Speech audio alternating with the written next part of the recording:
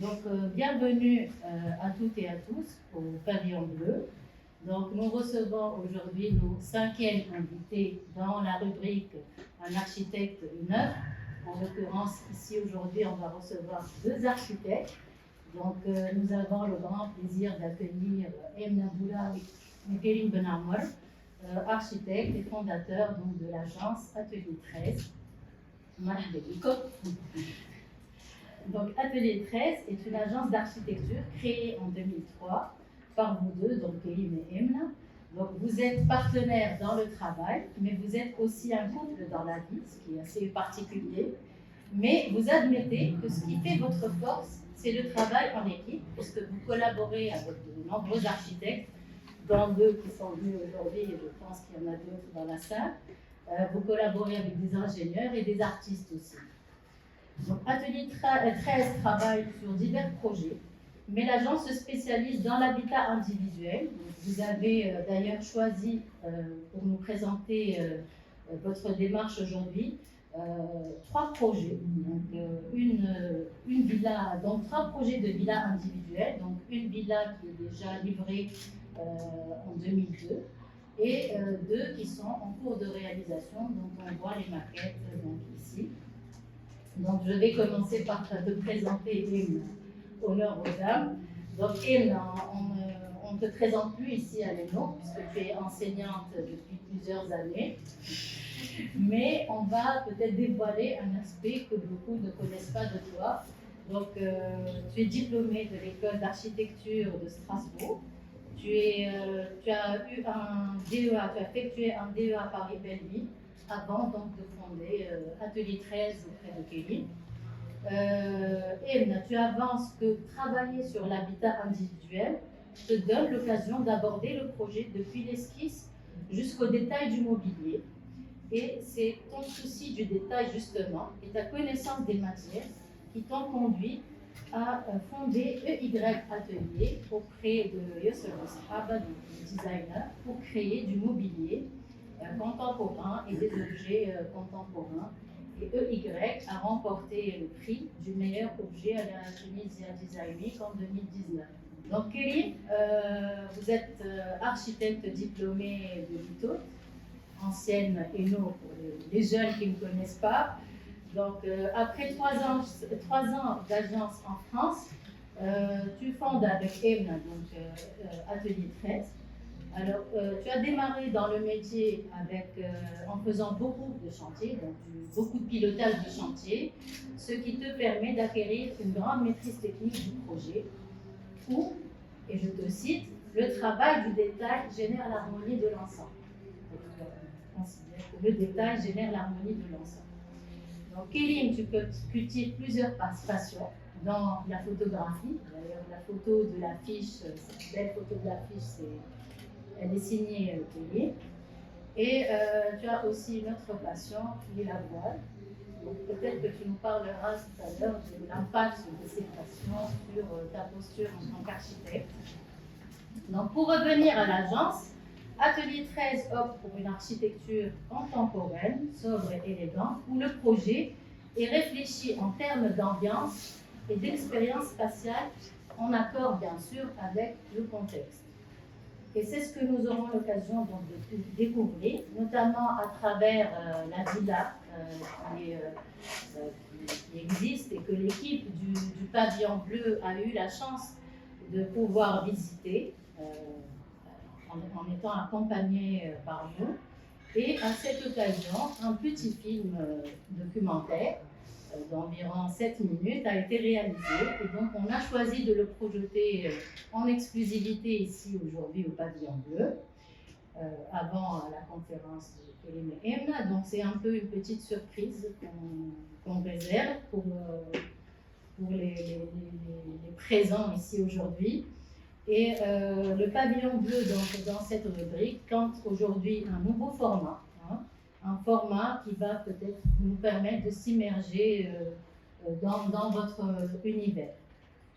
Avant de lancer donc, le documentaire et la conférence, je tiens bien sûr à remercier vivement les étudiants qui ont contribué à cet événement. Donc, la conférence et l'exposition qui va suivre la semaine prochaine, donc du 17 avril au 22 avril, au 24 avril. Là, Félix Mesbeh pour le montage du teaser et Mohamed Ben Ahmed, alias Barioucha, pour le montage du documentaire. Donc, bravo pour votre travail, pour votre super boulot. Et Raif Abeti pour l'affiche, pour cette belle affiche qui nous a concoctée. Voilà, donc bonne conférence. Merci.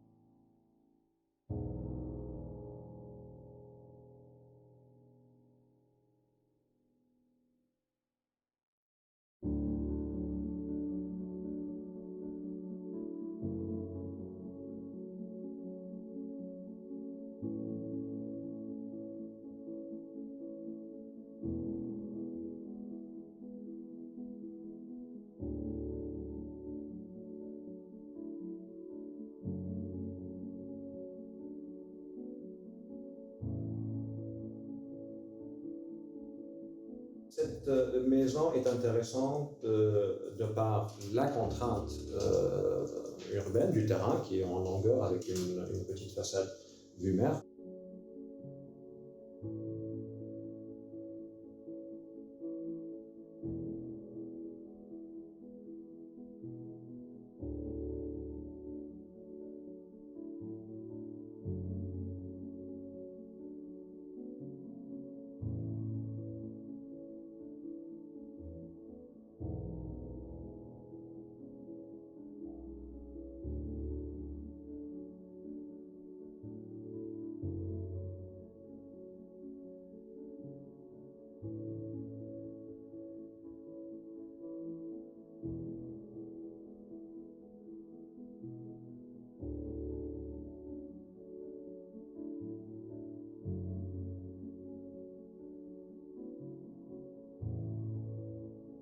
Un rez-de-chaussée qui est très vitré, autant dire qui est presque complètement vitré, qui lui offre une excellente vue sur la mer.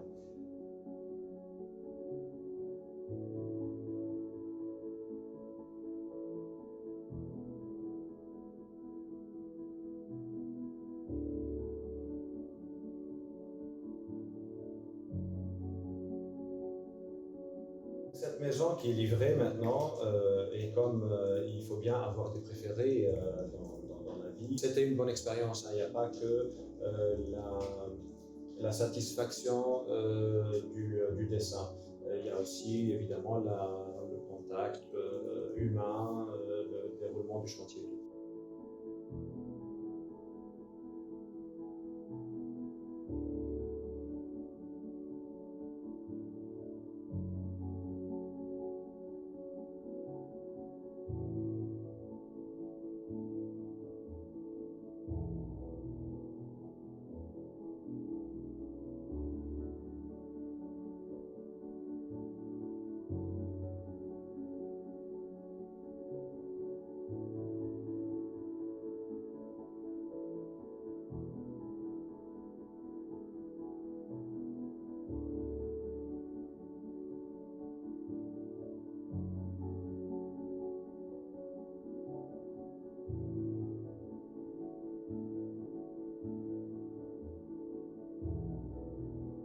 C'est une stratification encore avec une base qui est ancrée minérale, qui est ouverte que sur le jardin. Une boîte qui est définie par la fonction espace par an.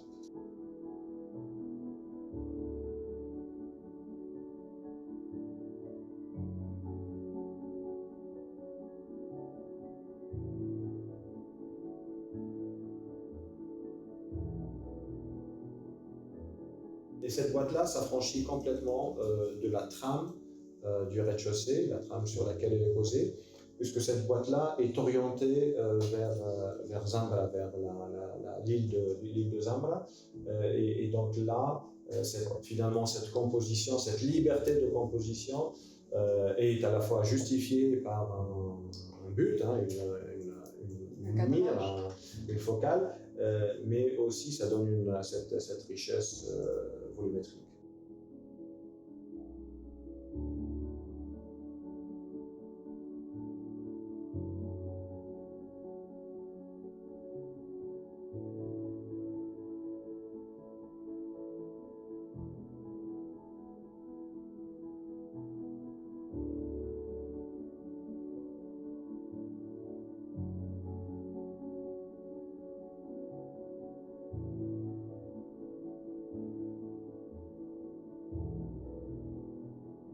Ce qui me tient à cœur dans ce projet, c'est le fait d'avoir... les clients nous ont accompagnés pour travailler sur du marbre local tunisien, du Tela. Et c'est quand même une surface très importante et on peut faire de l'architecture très contemporaine, utiliser des matériaux locaux, travailler avec des artistes tunisiens et être dans une architecture contemporaine, moderne et locale.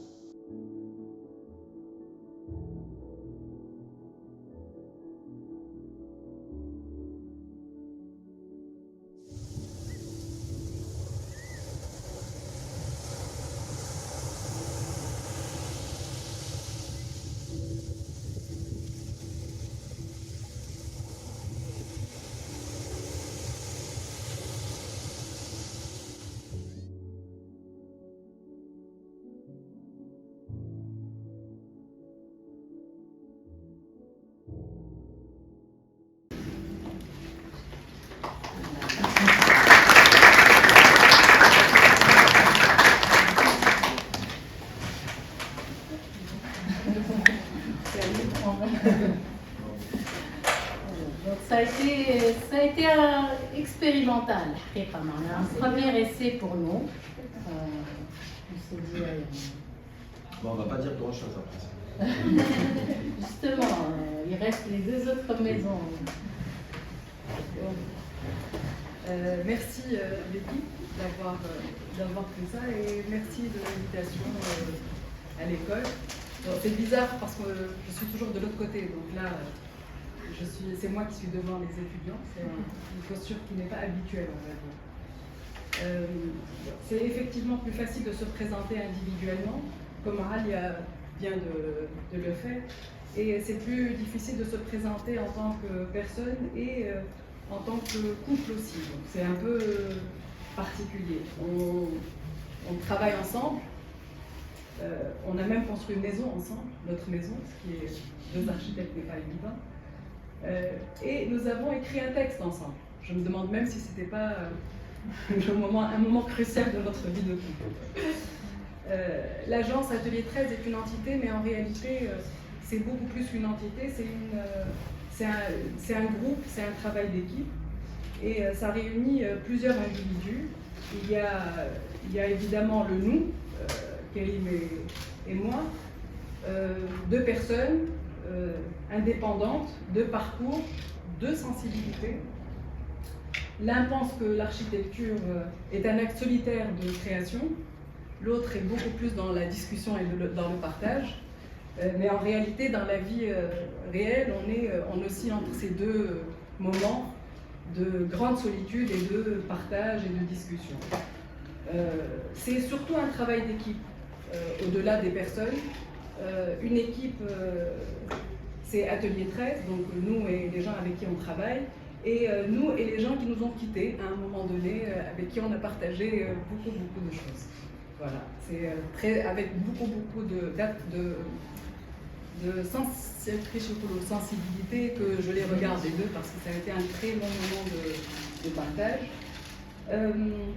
Il y a aussi les autres intervenants, les ingénieurs, les ouvriers, les techniciens et les maîtres d'œuvre évidemment, et je dirais tous les autres et même les voisins qui sont souvent très présents dans notre quotidien et dans nos vies de chantier. Après, pour présenter les 3 projets que nous avons choisis, c'était marrant quelque part de dire on a 3 maisons, 3 familles, 2 parents, 2 enfants, et en gros, de manière générale, une même envie, avoir une maison, construire une maison pour eux. Et alors des fois c'est une salle de sport, un sauna, un petit truc en plus ou en moins, mais en gros c'est la même chose, et à chaque fois qu'on fait ça, on a l'impression qu'on va redécouvrir le monde et qu'on va faire quelque chose d'exceptionnel, d'extraordinaire sur un programme qu'on a déjà fait plein de fois. Et malgré ça, bon, il va falloir quand même penser à quelque chose d'exceptionnel. Et là, ce qui est marrant, c'est que finalement, on se retrouve un peu comme vous, les architectes de l'ENO. On vous embête à chaque fois en tant qu'enseignant votre partie architecturale, idée, principe. Il faut absolument écrire ça, l'énoncer et le dire, et on va être noté sur ça. Donc on s'était dit que c'était bien de jouer le jeu nous aussi et d'essayer de nous contraindre à cette notion et de dire à chaque fois, c'est vrai, à chaque fois c'est un projet différent, et à chaque fois on a quand même une idée, un squelette qui nous tient à cœur. Évidemment ce n'est pas une idée, c'est une idée principale, et après il y a des choses qui viennent se positionner, se mettre dessus. Et cette idée principale est quand même souvent le site dans lequel on s'inscrit. C'est souvent ça qui est notre point de départ à l'agence. Et ce site-là, il est fondateur, et c'est ça qui a fait aussi le choix de ces 3 maisons. Ça veut dire que c'est toujours 3 maisons, 3 familles, mais 3 sites extrêmement différents. Donc voilà. En fin de compte, on va vous raconter 3 histoires, parce que je suis intimement convaincu que cette approche de l'architecture, en tout cas celle qu'on revendique, c'est une approche qui va raconter notre approche, à partir d'idées qu'on a, et que chaque architecture qu'on produit, chaque dessin, chaque projet, est en fin de compte est en nous déjà, et qu'on a eu juste la possibilité et l'occasion de révéler. C'est-à-dire que là, on a une accumulation d'images, d'idées, de vécu, d'envie, de besoins, etc. Et on se retrouve à un instant T en train de produire ça sous forme de maison, de projet. Évidemment, il y a une interaction avec le programme fonctionnel, il y a une réponse qui doit être à la fois économique, réaliste, réalisable, contextualisée, qui aussi répond à un cahier des charges urbain et municipal, etc. Mais c'est génial d'avoir l'occasion de dire voilà, monsieur, on va vous payer, éclatez-vous. Donc en gros c'est ça, c'est 3 histoires. On peut commencer par la première. Donc la Villa T, comme Toshida, c'est celle qu'on a vue sur... oui, alors on a oublié de vous montrer ça pendant que elle m'a présenté. Ça c'est voilà, ça c'est les images qu'on a par rapport à sa propre culture, ses expériences, ses influences, ses connexions d'idées de culture.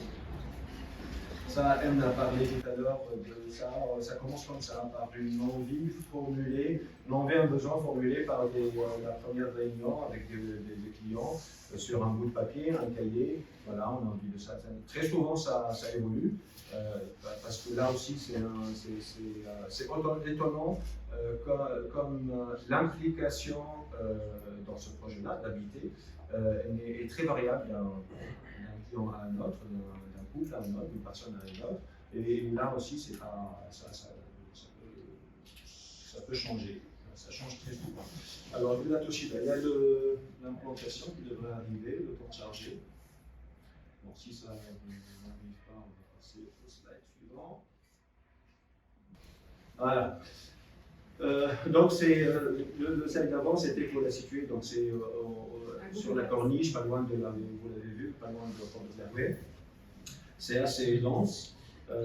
Bord de mer, il y a des percées vers la plage qui finissent par des escaliers. L'été, c'est bondé de monde et on ferme les accès.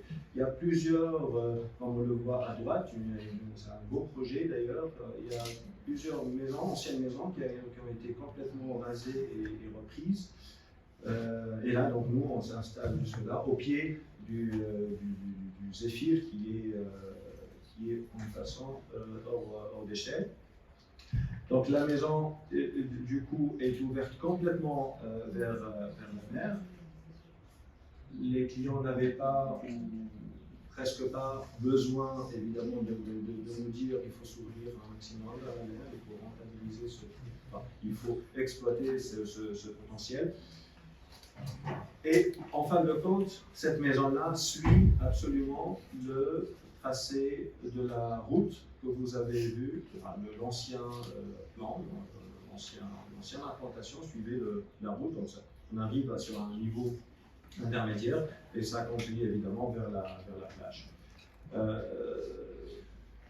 La maison donc, est une stratification de 3 niveaux. Le premier en bas est une galette qui est ancrée dans le sol, qui elle abrite les chambres des enfants et une chambre et une suite invitée et la cuisine et tout ce qui est technique, évidemment ouverte vers le jardin. En haut, c'est ce qu'on a vu dans le film, dans le niveau intermédiaire, c'est ce qu'on a vu dans le film et dans les images après, on verra ça, c'est l'espace de réception. Et là, on arrive avec l'entrée. Ça, c'est très ouvert, c'est très vitré. Et au-dessus, vient se poser de manière complètement affranchie structurellement la boîte qui, elle, est complètement déviée pour que ce soit dans l'axe de Zambra. Et tout ça, évidemment, relié par la circulation verticale qui est l'escalier qu'on verra tout à l'heure.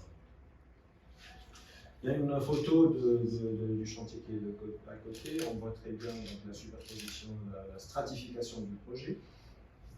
La piscine, là aussi, on a c'est des réflexions sur quel niveau, en bas, c'est plus haut, plus compliqué, etc. Mais en fin de compte, ça s'intègre très bien au niveau rez-de-chaussée. Voilà la coupe pour mieux illustrer donc, la pyramide d'ancrage du projet. Là, c'est les photos, je pense qu'on va passer rapidement puisqu'on a vu le film. Alors, le rez-de-chaussée, on a là, vous l'avez vu l'entrée, on arrive sur un L qui est complètement vitré. Et puis, cette orientation-là nous permet de gérer ça sans problème de vis-à-vis, parce que ça aussi, il ne s'agit pas de... Enfin, c'est un dosage à faire pour garder quand même une certaine intimité. Là, le plateau du haut, où on voit la boîte à droite avec l'évitement qui correspond à la piscine en dessous. Voilà, c'est exactement comme on disait tout à l'heure, le déversement. Le sous-sol, avec un petit local gardien qui est enterré là, et des équipes techniques et de services. Voilà, l'escalier, c'est la seule liaison, disons, formelle entre les trois niveaux. Là, c'est pour montrer une intervention. On essaye, et là, c'est ça le but de l'exercice, d'avoir une intervention, mais pas une peinture qu'on achète ou qu'on accroche, et pas une sculpture qu'on mettrait, mais une intervention plus personnelle et rattachée à la maison. Là, en l'occurrence, c'est une mosaïque de Omar Bey. Bon, pourquoi Koala et pourquoi parce que le couple, c'est une Tunisienne qui marie un Australien, donc c'est un clin d'œil à la fleur australienne. Même si le sujet était laissé libre pour l'artiste. Pour finir, voilà, depuis le séjour, on a cette vue-là, le séjour qui est à moitié enterré. Cette vue-là est verte. Voilà. Un petit rajout par rapport à cette maison, c'était quand on parlait de demande, le couple étant recomposé, ils nous ont demandé que les chambres ne soient pas ensemble. Et donc le choix de où mettre les chambres parents, enfants, par rapport aux âges, c'est des questions qui se posent régulièrement dans les maisons. Et là, c'était impeccable parce qu'on avait la possibilité, comme il les voulait éloigner, c'était l'occasion de pouvoir mettre en sous-bassement et lié au jardin l'espace enfants, qui sont des adultes, de jeunes adultes. Ils ont leur espace, leur jardin, et les parents au-dessus, et l'espace du milieu qui les réunit. Donc là, c'était bien, et c'est vrai que c'est à chaque fois la question de où mettre les enfants, comment les associer, comment réunir se pose régulièrement. L'autre petit détail, c'est que on est dans une maison qui est très moderne, vous l'avez remarqué, et comment intégrer le produit tunisien. Et ça, c'est quelque chose qui est récurrent dans notre travail. C'est vrai qu'en aluminium, sans citer de nom, il n'y a pas énormément de choix. Quand on va dans une gamme supérieure, on est confronté évidemment, on a une super réponse technique, mais confronté évidemment au prix. Et à quel moment on peut dire que le produit tunisien peut prendre de la valeur dans ces maisons-là? Dans la maison de Chid, l'idée était d'insister pour qu'on mette du thé là, partout dans les différents niveaux. Et c'est pour ça que dans la présentation que nous avons ramenée ici, on n'a ramené que du produit de revêtement tunisien et de montrer que le thé là ou le thé la belge ou gris, en fonction des textures qu'on va lui donner, va donner énormément de richesse et de matérialité, quoi. Et c'était ça qui était à noter. Voilà, des artistes tunisiens, des produits tunisiens au maximum et en espérant pouvoir le faire encore plus. Voilà. La maison Volker est à Gamart au-dessus du Café Journal. Elle est sur... tu peux passer, oui. Là, partant au moment du dossier, du chantier et de la demande plutôt, et l'autre doit partir là dans les années qui arrivent. Donc c'est pour ça que je disais tout à l'heure, à chaque fois la situation familiale change et du coup ça nous fait réfléchir à une maison différente pour s'adapter à ça. Et eux, dans cette présentation, on a vraiment mis la demande, la réponse. La demande, c'était donc un couple étranger qui a fait le choix de vivre à Tunis pour profiter de l'espace, de l'extérieur et d'être toujours dehors. Et nous ont demandé de faire des espaces, d'avoir vraiment des espaces conviviaux, de profiter du jardin, de profiter de l'extérieur, de beaucoup recevoir, et une maison qui accepte les changements de vie. Alors, on ne peut pas enlever une chambre, mais comment est-ce qu'une maison peut continuer à vivre au moment du départ des enfants? Avec un chantier.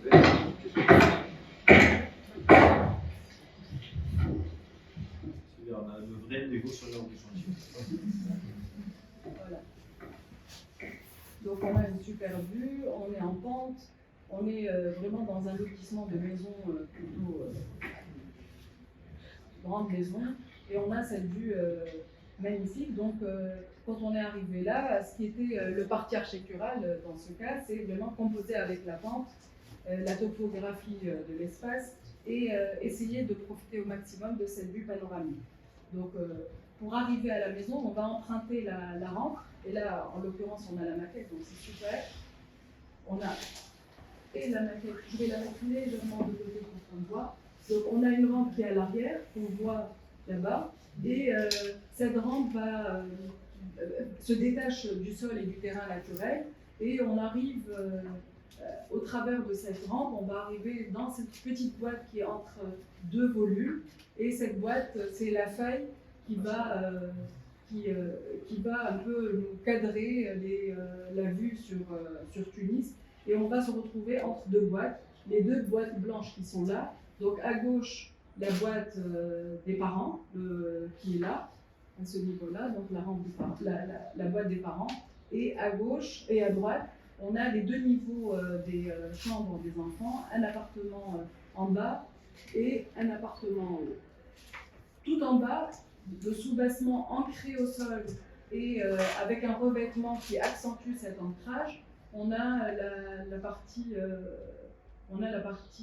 voilà, cette partie-là, donc avec un revêtement avec une pierre d'air tunisienne qu'on a ramenée, ancre au niveau du sol, au niveau du jardin, et permet à toute la famille de se réunir entre un séjour, un salon et la cuisine à l'arrière.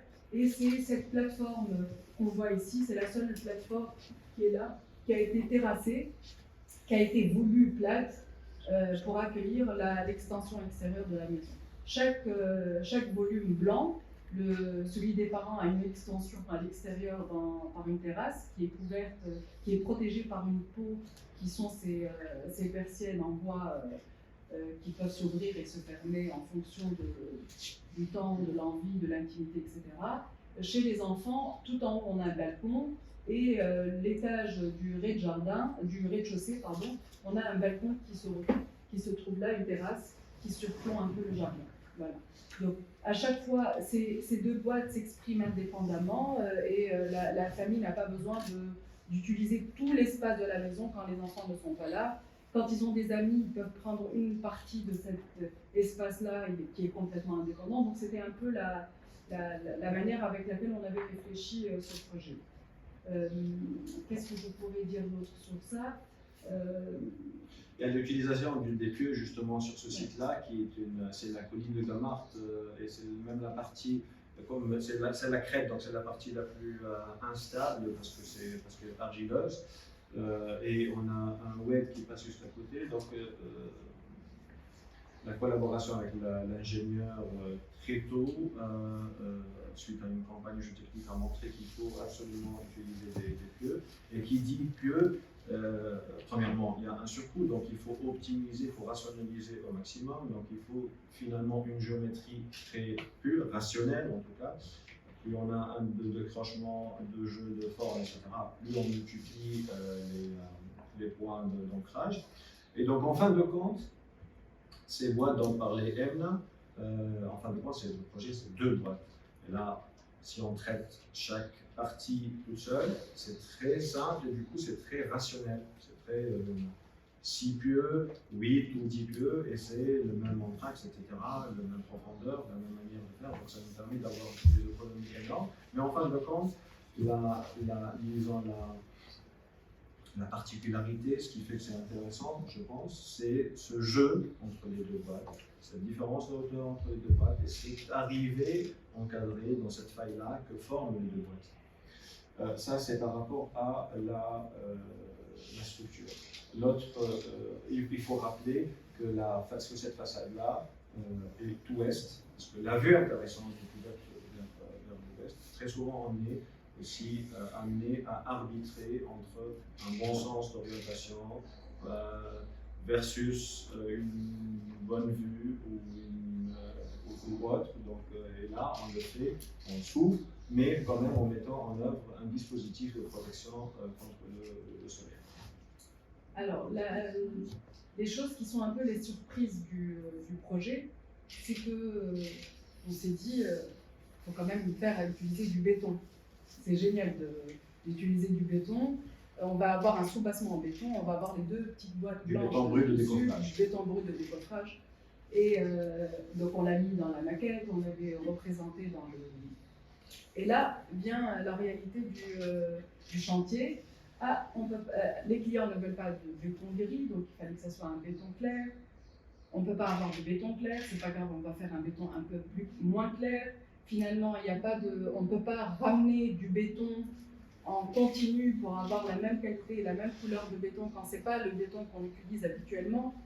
Donc finalement, est-ce qu'on utilise ce béton de coffrage, oui ou non? Quand on fait du béton de coffrage, il n'a pas la même couleur que les pieux coulés. Ils ne peuvent pas avoir la même couleur, donc on n'allait pas avoir cette jolie image de présentation. Donc finalement, on a fini par faire convaincu après. Ça veut dire que c'est pas des solutions, c'est pas avec tristesse qu'on cède à ça, mais on se dit bon, il faut trouver d'autres solutions. Il faut essayer de répondre à notre envie de dire il y a un sous-bassement qui est minéral, qui est plus froid, quelque chose de blanc au-dessus, etc. Et on est parti vers une pierre poreuse pour continuer à être dans cette image de matière brute. Voilà. Et ce genre de surprise au cours de chantier est souvent, c'est souvent le cas, ça arrive tout le temps, et c'est ce jeu-là entre un dessin, une envie, un dessin, et un chantier, une finalité, une réponse. Voilà.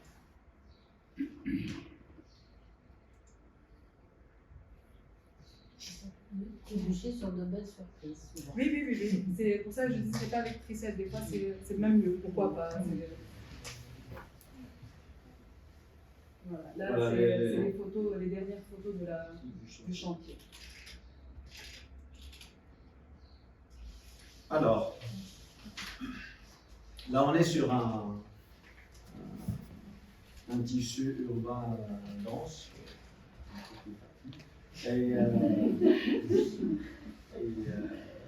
Et là, donc ce changement de décor, on est dans une maison introvertie pour se préserver, je crois qu'on a une image, pour se préserver d'un vis-à-vis qui est là. Et puis en plus, c'est une maison qui est jumelée. Et donc c'est une autre approche. Et on doit avoir recours à des dispositifs de patio, de jardin intérieur, de double hauteur, pardon, pour pouvoir créer une ambiance intéressante et une atmosphère familiale à l'intérieur de la maison, et pour préserver une vie. Donc on est à l'intérieur de la Marsa. Il y a le SketchUp, il y a la 3D. Voilà, donc on a ces patios intérieurs. C'est un patio qui est planté et qui est au niveau supérieur, on va le voir. Et un jardin suspendu. Le sous-sol, pardon, le rez-de-chaussée reste très ouvert, en tout cas sur un L, sur un jardin. Et puisqu'on peut quand même, avec une plantation et la clôture, abriter un peu la vie du rez-de-chaussée. Ça, c'est un claustrat, une double peau, c'est assez récurrent dans nos projets. C'est de la pierre, ça peut être de la pierre naturelle, ça peut être de la pierre reconstituée, qui forme des modules, ça peut être de la brique, comme la photo d'ailleurs de l'affiche. Et ça reprend évidemment des solutions ancestrales, de charrier, d'un filtre visuel, d'un refroidisseur, d'un rafraîchisseur, etc. Et ça offre des surfaces qui accrochent beaucoup mieux la lumière, qui donnent vie au volume. Et donc là, ça se justifie parce que là, derrière, il y a un double niveau de jardin là. Je ne sais pas si on voit un peu du haut. Sinon, tu as la maquette. Ouais. Voilà. Je passe ici.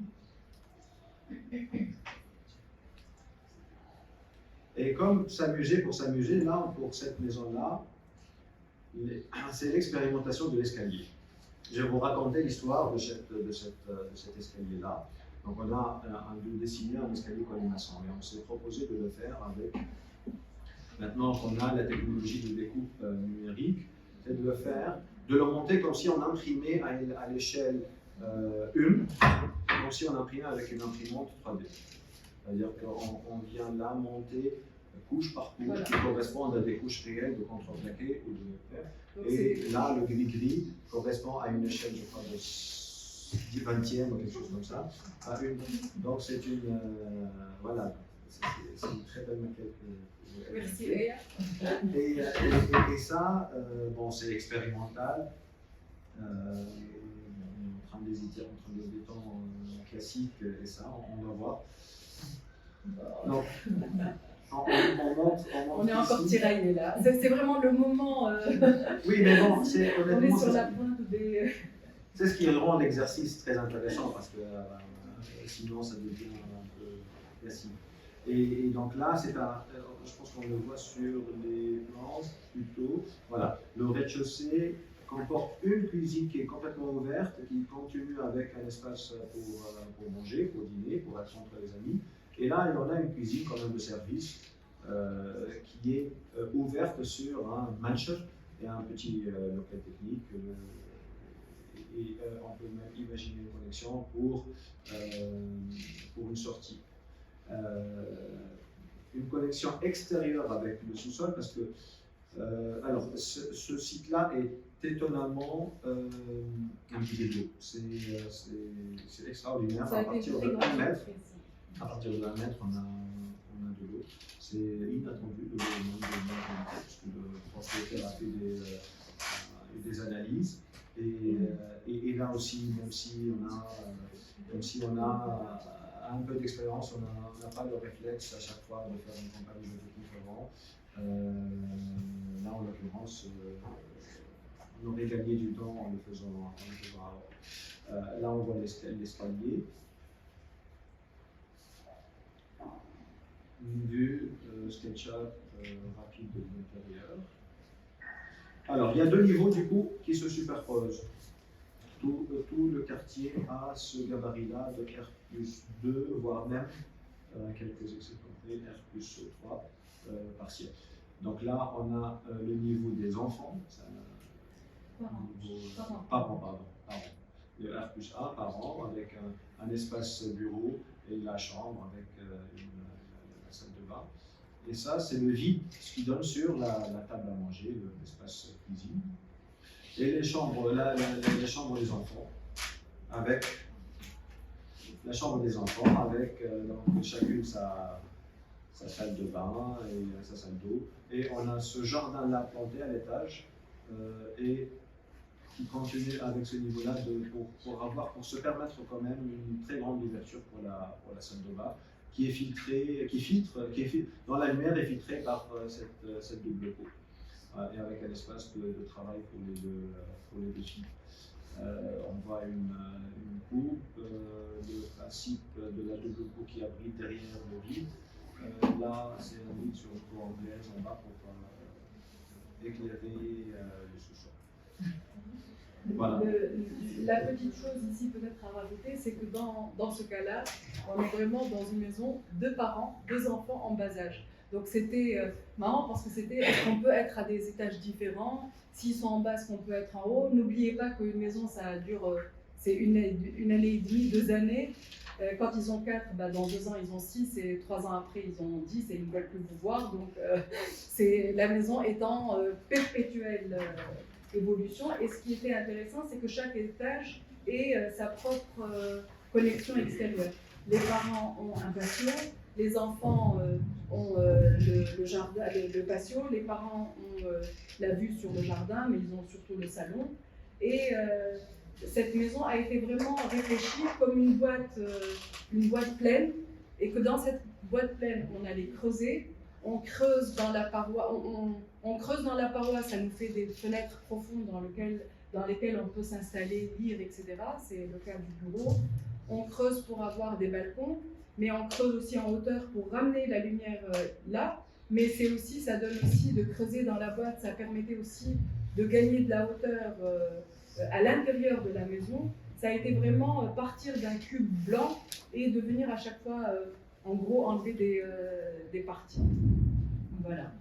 Pour conclure, moi, ce que j'aimerais dire, c'est ce qu'on aimerait faire à Atelier Trait. Si on avait comme ça des envies, ça serait d'être de plus en plus, de tendre vers une architecture encore plus locale, d'utiliser plus de matériaux et un savoir-faire tunisien, plus que ce qu'on fait. Et cet ancrage, les images, pardon. Et cet ancrage dans une production tunisienne, il est de plus en plus possible pour nous, parce qu'on connaît de plus en plus le paysage et le milieu professionnel tunisien. je pense qu'on peut être encore plus tunisien. C'est plus difficile, donc plus on va avoir de l'expérience et plus on est à l'aise pour s'installer dans un ancrage d'une culture de chantier aussi tunisienne. Voilà, ça c'est vraiment l'envie. Alors être architecte, c'est évidemment extraordinaire, magnifique. Ce qui est marrant en architecture, c'est qu'on conseille, on se fait conseiller, mais en même temps, on prétend être de bons dessinateurs, de bons psychologues, parce qu'on a souvent des histoires de famille et des histoires de couple, etc. On est de bons constructeurs, même de bateaux, hein, Kélim. On croit être polyvalent et qu'on peut tout faire. Et je ne sais pas si en tout cas, on croit qu'on peut tout faire, qu'on peut même tout réussir. Voilà, non, même design. Je pense que ce qui se cache un peu derrière cette architecture, qui est une image qu'on aimerait bien rendre, c'est un travail de détail. Ça veut dire qu'il n'est pas évident d'avoir des seuils d'aluminium au même niveau que le sol. Ça suppose pas mal d'ingénierie, de conception de dessin, etc., en dessous, de drainage, etc. Donc, vouloir s'affranchir des idées d'une mise en œuvre classique, répandue, éprouvée,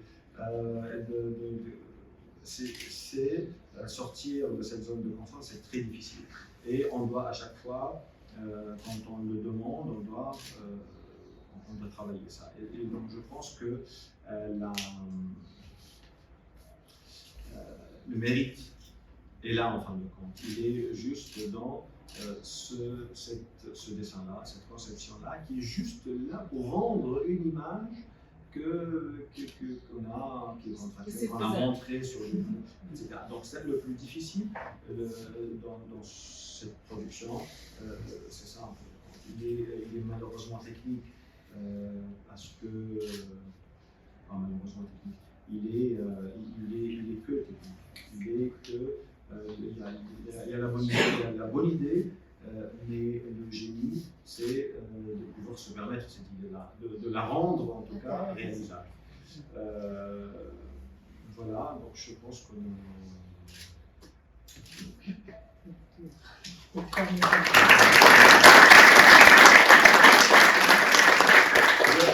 une dernière chose, je voulais quand même remercier énormément les étudiants. Je suis épaté par l'énergie que vous avez, l'envie de faire des choses. À tout le monde.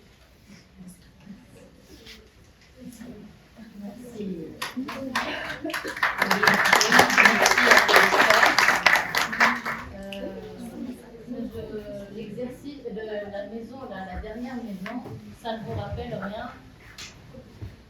Ça ne vous rappelle pas l'exercice du cube de la première année?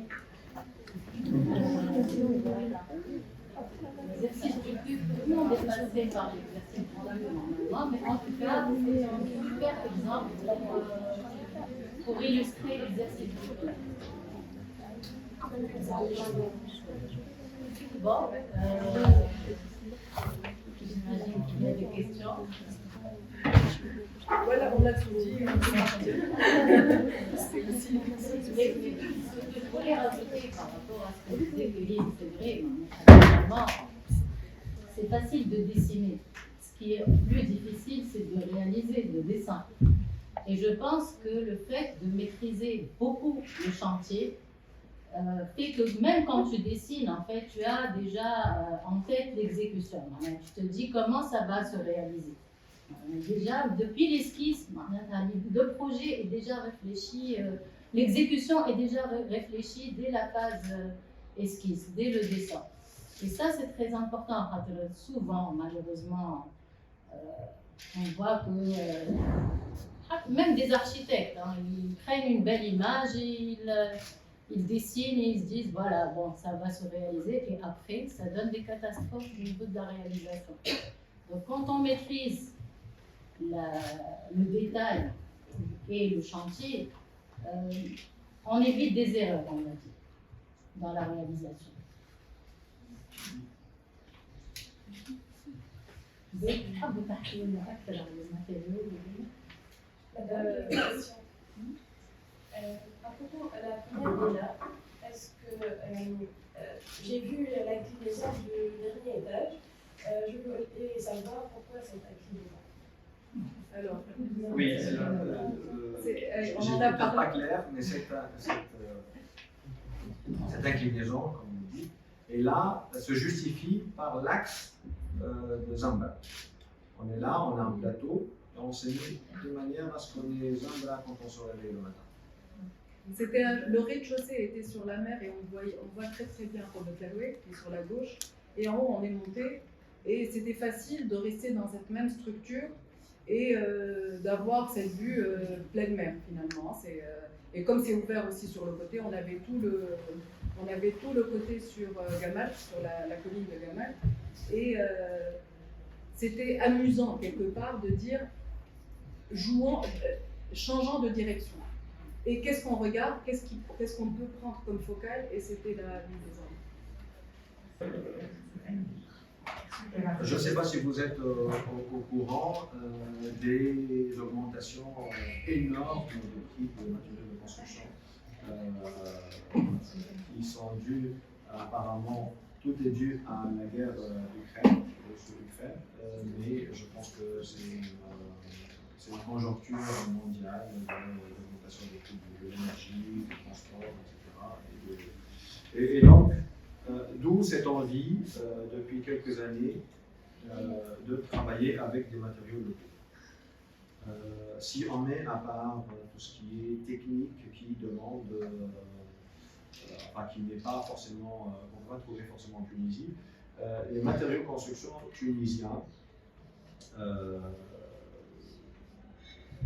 sont ce qu'ils sont en matière de qualité. Je veux dire que le Tella ne peut pas remplacer un marbre blanc.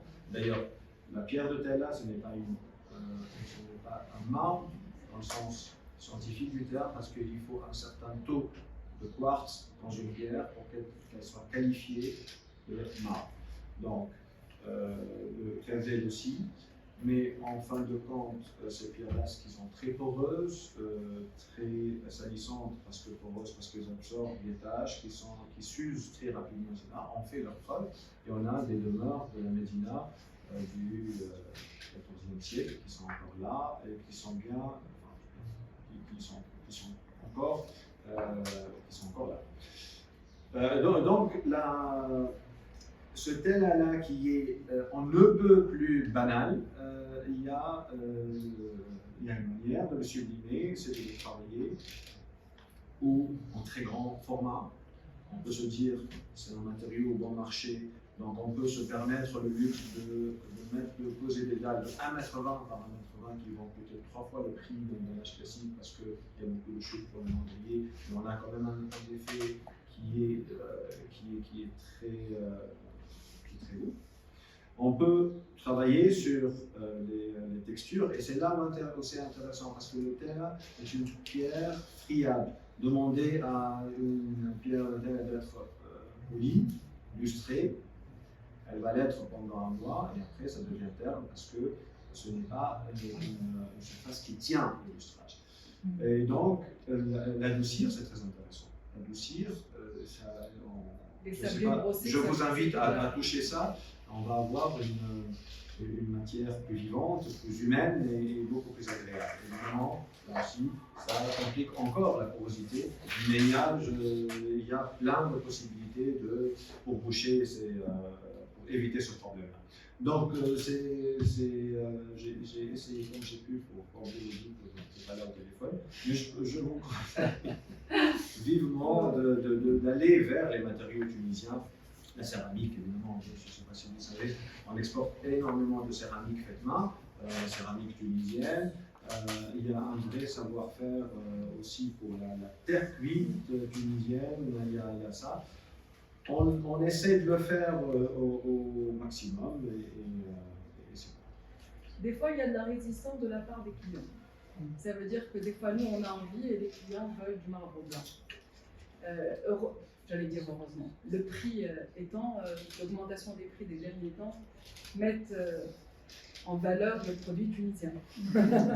Donc voilà, on tire profit de la tendance. Vous n'auriez pas de photos des environs De la maison des des voisins? Il y a, oui, il y a Parce que je pense que même la surface est petite et qu'il y avait des contraintes au niveau du voisinage. C'est intéressant de voir comment produire une belle architecture par rapport à des contraintes comme ça. Ouais, en fin de compte, là, on a juste respecté les 4 mètres périphériques et on a composé à l'intérieur du cube.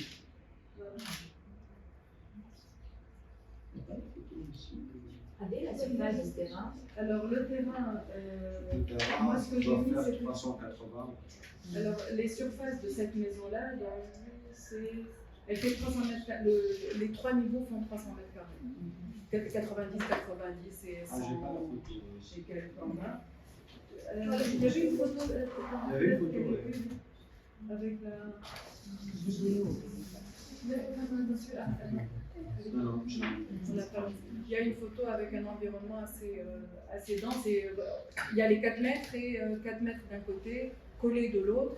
On a heureusement une rue, donc on a une petite percée au niveau de l'accès. Et voilà. De ce côté, il y a une rue. non, la rue, il y a en fait, c'est pas une rue, c'est une résidence où il y a une impasse ici. Là, Et il y a l'accès là. il y a se fait par là. Mais là, par exemple, cette partie-là est enclavée, cette partie-là est enclavée et une partie de là est enclavée. Donc c'est vraiment c'est une maison qui est assez On est entre des R+2 et des R+3, toute la partie Voilà, arrière. voire même R+3 d'un côté, ouais.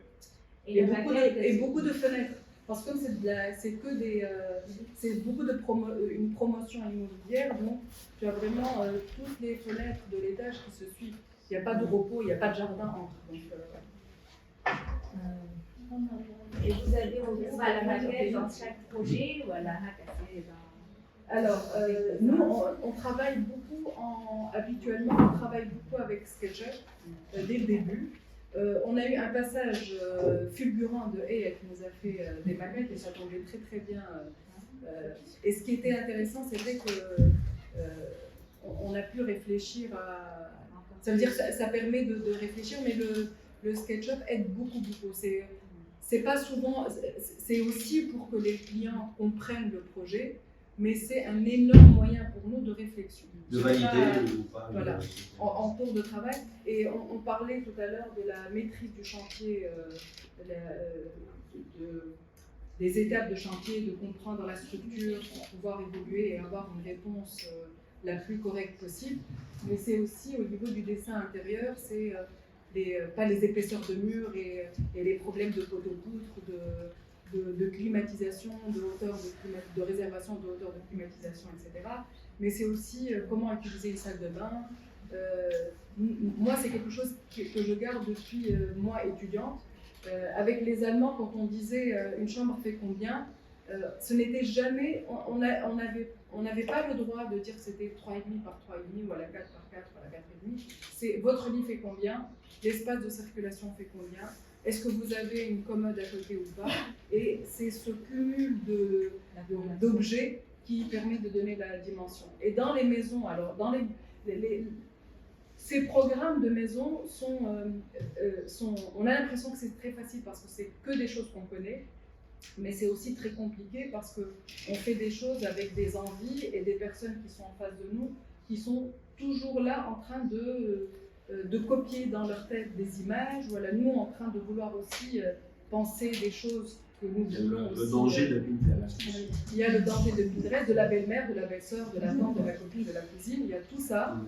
Mais c'est vrai que ça permet, quand on est en train de dessiner un appartement ou une chambre, etc., de réfléchir à comment on va bouger dans l'espace. Et ça, ce n'est pas 3 carrés, c'est pas 3 rectangles, c'est pas géométrique, c'est vraiment la fameuse partie échelle humaine, elle est tout le temps là. Quand on fait des bureaux, quand on fait des projets différents, on n'est pas du tout confronté à cette échelle-là, du tout. C'est vraiment 2 logiques différentes de travail.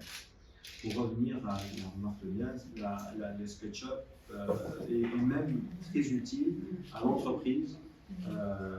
Dès qu'il s'agit d'une volumétrie un peu particulière, d'un dessin un peu particulier, ça aide énormément aussi à la compréhension. Voilà. Bon. Est-ce que quelqu'un a une autre question? C'est pas une question, mais en fait, je voulais dire que chaque architecte tunisien, il a cet objectif, c'est de réussir à composer avec une architecture à la fois contemporaine et avec un cachet local. Mais c'est vrai que vous êtes parmi les rares qui ont trouvé un équilibre à le faire, et je vous félicite parce qu'il y a une signature au niveau de vos projets de villa. C'est-à-dire à chaque fois que je regarde, je me dis ça c'est atelier 13 et c'est pas évident de le faire, c'est vrai. Ce que je voulais dire par rapport à ça, c'est que du fait que vous avez des projets que je considère personnellement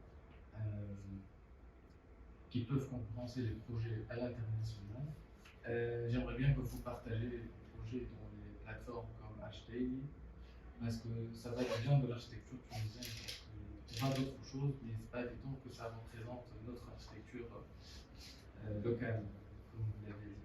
Donc j'aimerais bien que vous faites un peu plus d'efforts par rapport à ça. Communication, Marita. HDL, enfin, c'est très important parce que tout le monde consulte ces sites-là pour au-delà de Pinterest et tout ça, mais vraiment professionnellement pour les architectes. Ils tapent ça, Tunisie, et ils vont trouver des projets. Et j'aimerais bien voir parce que ça représente vraiment. Merci. Merci. De toute façon, le boulot est fait. Préparer cette conférence, il a fallu travailler, voilà, les documents graphiques, donc normalement, donc ça c'est fait. Mais justement, ce qui vient de me dire m'interpelle. Je voulais vous poser la question, à part l'utilisation des matériaux locaux, d'un savoir-faire local, etc., est-ce que moi, contrairement à l'âme,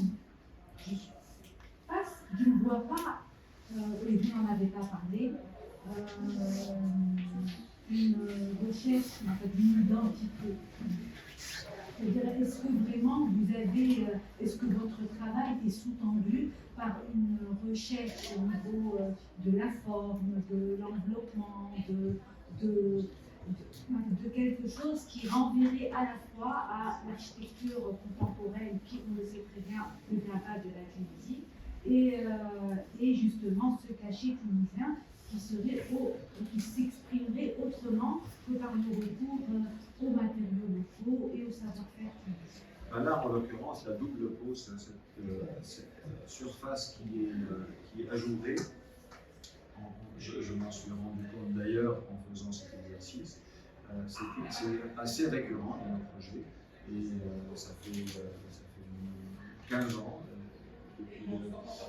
Je pense qu'on l'a fait pour la première fois pour le bord de Skippers League, et finalement on se retrouve à refaire le même dispositif avec des dessins différents, avec des mailles différentes, parce que le contexte est différent. Donc ça par exemple, qui peut appartenir à un vocabulaire local, vernaculaire, si on considère les mouches charabillées en bois, des fenêtres, ou alors si on considère une architecture qui est elle plus récente. Je pense au bâtiment par exemple de L'Oréal qui est sur la route en allant vers l'aéroport à droite, cette superbe façade très simple, juste encadrée par une ligne blanche et avec les 20 en céramique rouge, comme la brique, qu'on utilisait énormément dans les années 60-70. Donc ça, c'est une référence à l'architecture tunisienne. Il y a aussi une référence à l'architecture tunisienne, et ça ce n'est pas propre à cette architecture-là, c'est une envie de composer avec, c'est du bon sens, avec le soleil, l'orientation, etc.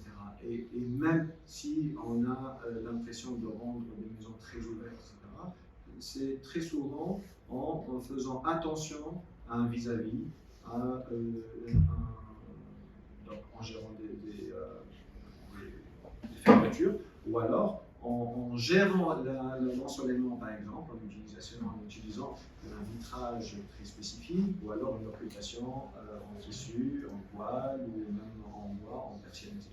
Donc je ne dis pas que l'image renvoie vers une architecture, un vocabulaire tunisien, mais c'est peut-être l'approche, la sensibilité à ça, ou la prise de conscience par rapport à la course du soleil, par rapport à l'intimité, etc.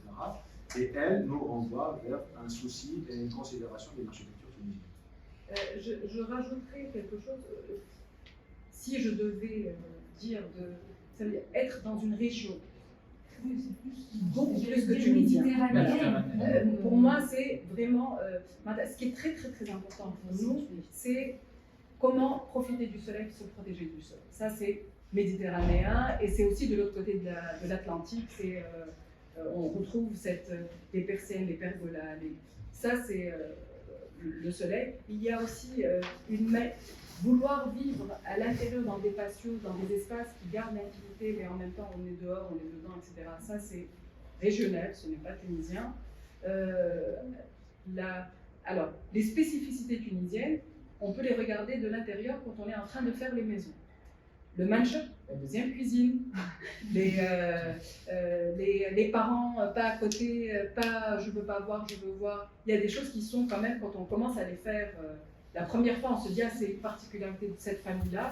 Quand on les fait 10 fois, on se dit ah il y a peut-être quelque chose qui se passe. Comme la fameuse salle d'eau invitée du rez-de-chaussée, qui est devenue une des pièces les plus importantes de la maison. Il y a comme ça des spécificités qui sont presque, alors je vais dire tunisiennes non, mais qui sont une spécificité d'une certaine clientèle, d'une certaine demande.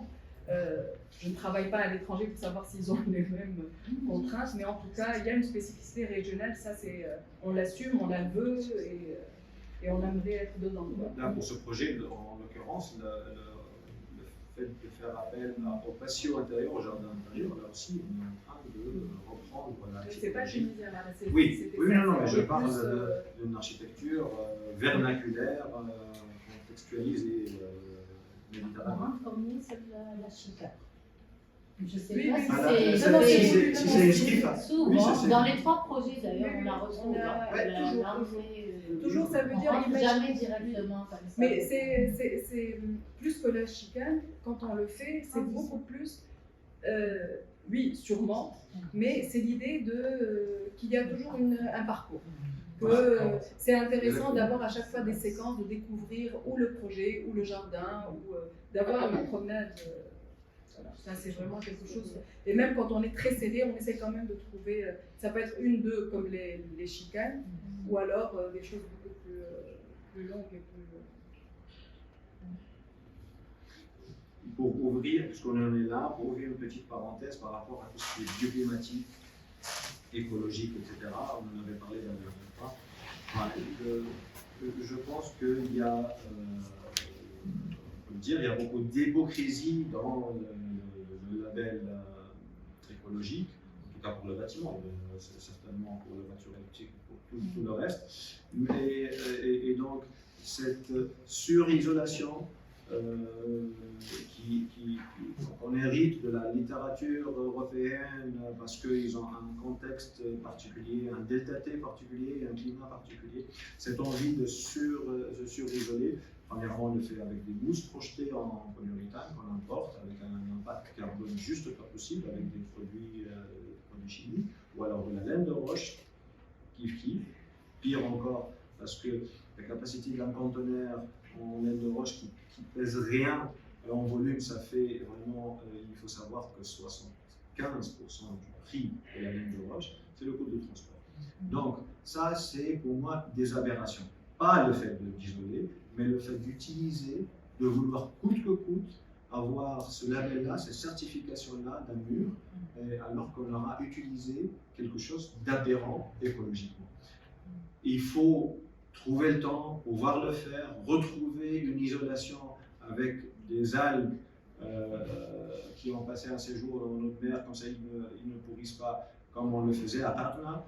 Il faut trouver le temps de développer avec des écoles d'ingénieurs des plaques à partir de déchets d'olivier ou de déchets de palmeraie, parce que là, c'est très bien, on aura géré un déchet agricole, géré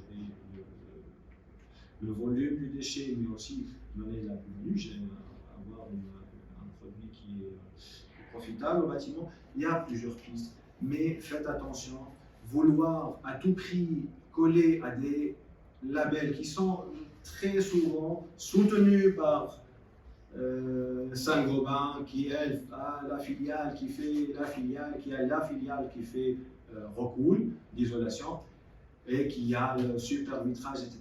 C'est très bien. Ça permet de résoudre le problème, ça permet réellement, c'est vrai, de diminuer énormément la facture de gaz, d'électricité, etc. Mais n'ayez pas la conscience tranquille, ce n'est pas une approche écologique. Bravo. Non, mais c'est très bien. C'est où on est dans un cahier des charges. On veut une paroi qui isole avec un lambda de 0,62. On peut répondre très facilement. Mais dans les si, maisons, vous avez des demandes de ce type. on a des demandes d'isolation, bien sûr. Et Des cahiers des charges. non, bien sûr, non. Non, très rarement. Très rarement. Par contre, si il y aura des problèmes de confort. Après, si on n'isole pas, il y aura de la condensation à l'intérieur.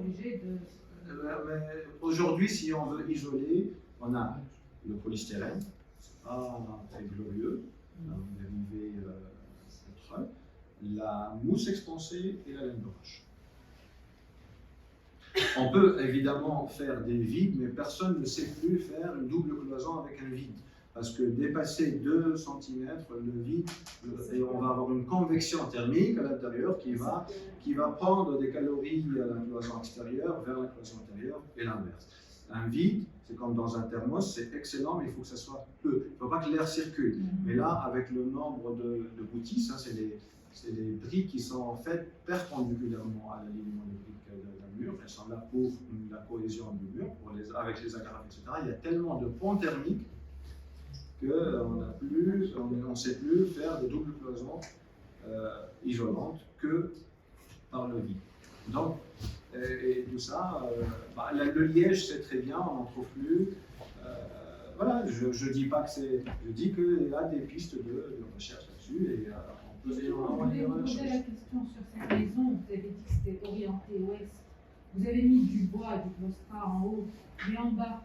Comment ça va se passer? Alors, en bois, ça va être tellement boisé là, et puis il y a le porte-à-faux, que c'est plus protégé. Mais là, on peut gérer justement on a ça. créé des rails pour Absolument. mettre Des toiles à des l'extérieur. toiles à l'extérieur du vitrage.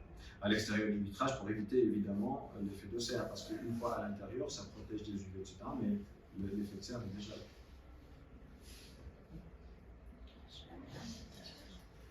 J'ai une question.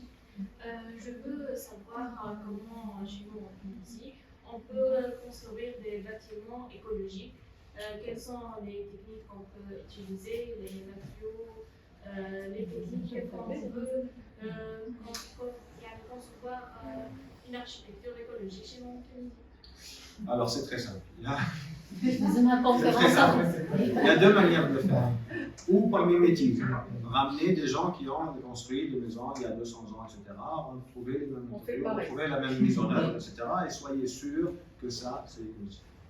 Sinon, la deuxième possibilité, c'est de répondre à un certain nombre de critères, mais derrière, il faut faire attention, comme on l'avait parlé, de réellement utiliser les bons produits, etc., le bon coût, ça, c'est bon, évidemment présenté comme ça, c'est comme ça.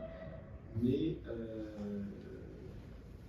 en fait, évidemment, c'est premièrement très cher et très énergivore. Ah, c'est le cas de le dire.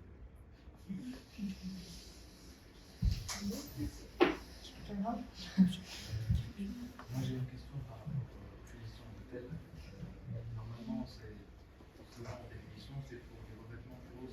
Non, au sol. C'est ça. La maison qu'on a montrée tout à l'heure. Oui. l'intérieur. Alors, il y a toujours des produits qu'on pose dessus, et c'est pour ça que ça les permet de ne pas imbiber des.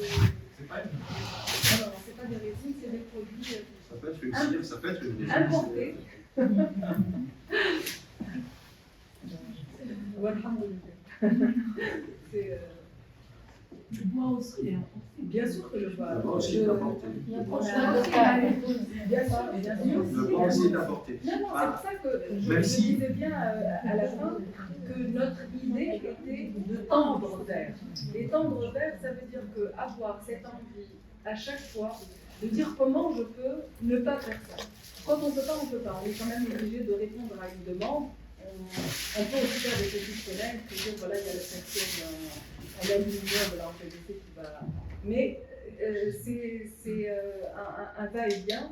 Et ça demande aussi, non seulement c'est de l'importation, et c'est aussi très cher. Donc on n'oublie pas, on est quand même dans une niche et on a énormément de chance d'avoir des clients qui te disent d'accord, tu me fais je sais pas combien de mètres carrés de bois, ok, on est d'accord, c'est pas quelque chose qui est récurrent, mais quand on a la possibilité de le faire, c'est une grande chance. Et c'est de dire comment, parce que par rapport à cette ligne qui était supposée être en béton en brut ou découpage. Toute la masse boutanière, c'est la partie béton. Ah, Parce je qu'elle est fine, Non, on tout fait est des sous-passé. fenêtres et à l'arrière, elle devient Ah, toute la d'accord. masse. Toute la partie pleine est en béton.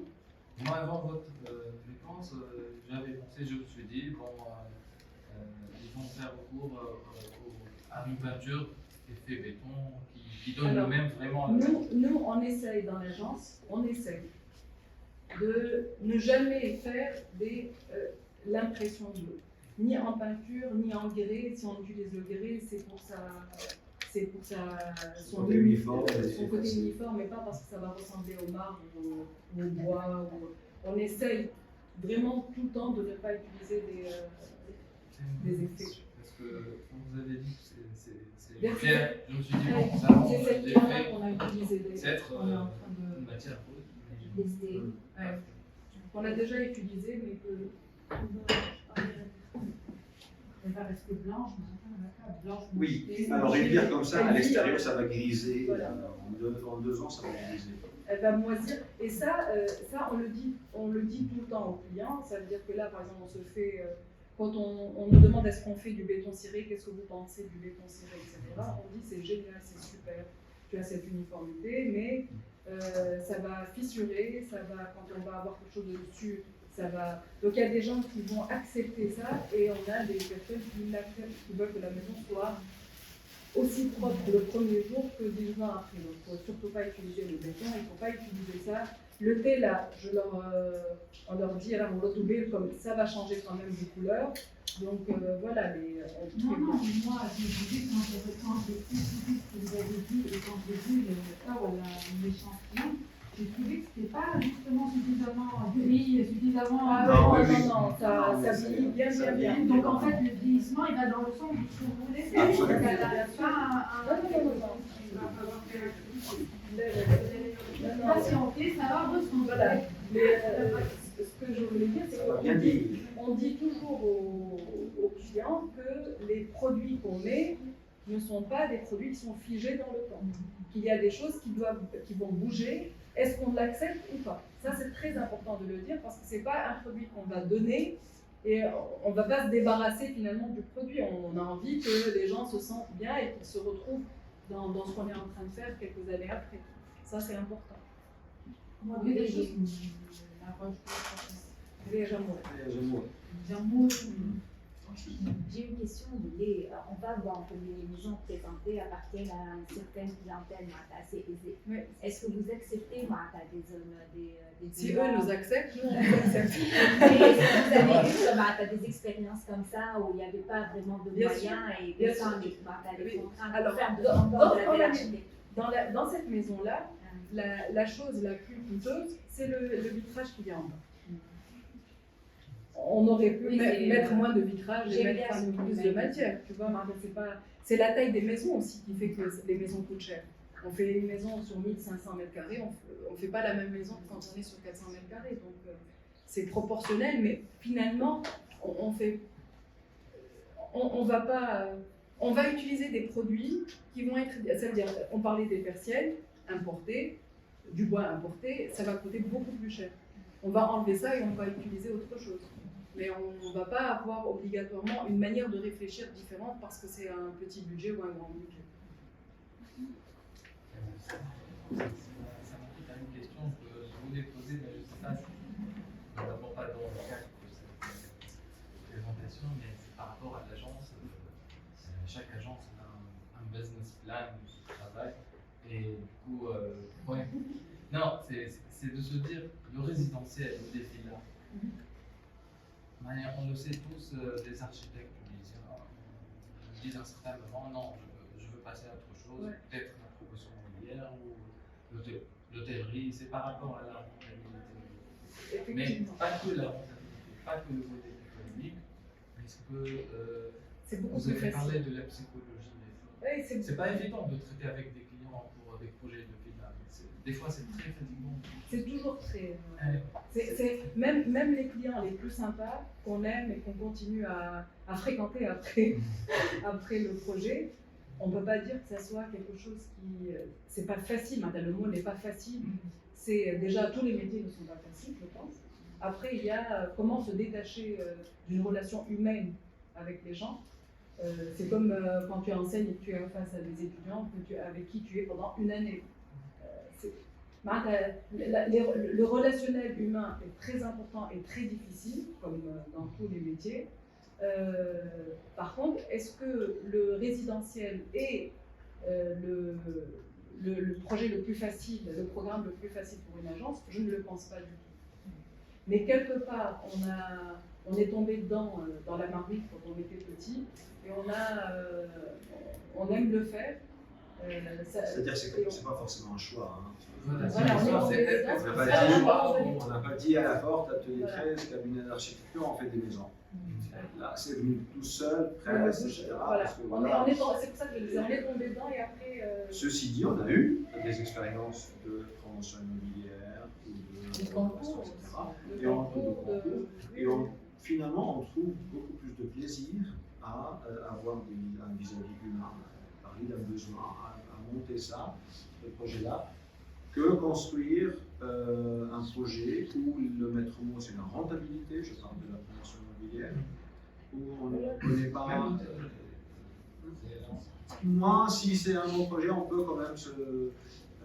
Non, c'est très gratifiant, les gens. Maintenant, le volet économique, là.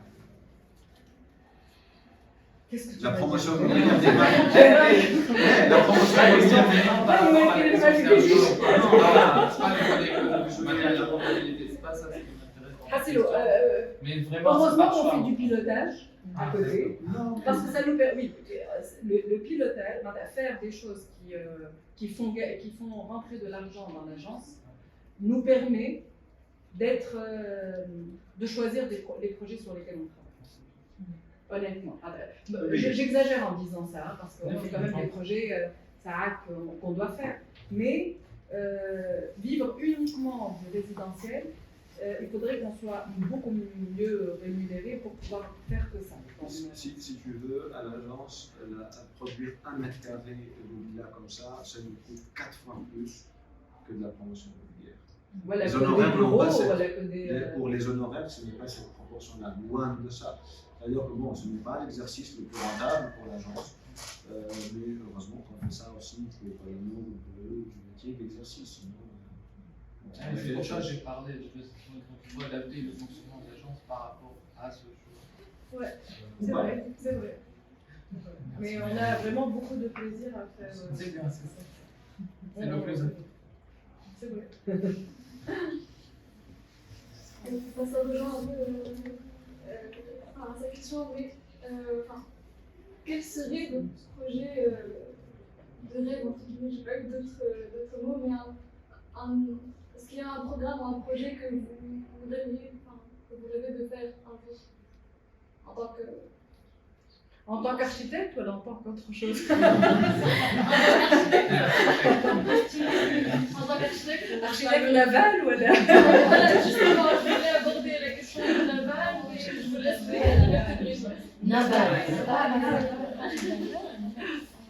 Ou bien un projet commun. Non, pour rester dans l'architecture, moi, une mosquée, ça me tente. Un lieu de culte, en tout cas.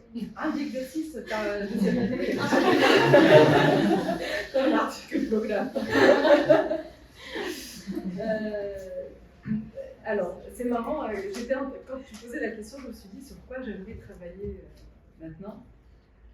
Pour rester dans le résidentiel, c'est vrai qu'on a construit une maison qui était déjà là et on l'a faite. Alors, c'est très marrant parce que quand tu habites dans la maison que tu as faite, mais que tu n'as pas réellement faite parce qu'elle existait déjà, que tu as fait des réaménagements, à chaque fois, je suis là en train de me dire, j'aurais pas dû faire ça, j'aurais dû décaler un tout petit peu, Ça veut dire que finalement, quand tu fais une architecture, je pense que le prochain, mon projet de rêve, c'est le prochain projet finalement.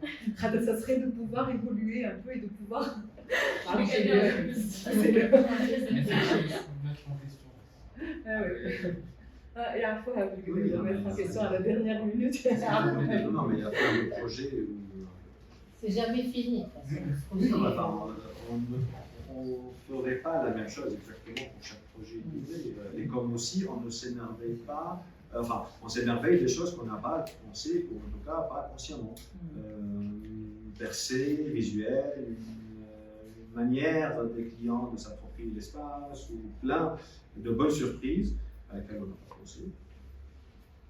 Après, on peut dire, voilà, on fait ça, etc. Et là où c'est très dangereux, les analyses post. Voilà. Post-mortem. Enfin, oui, voilà, les intentions dans cette ordre.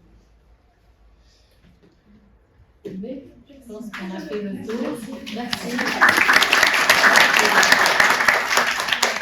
Donc, rendez-vous l'expo lundi prochain.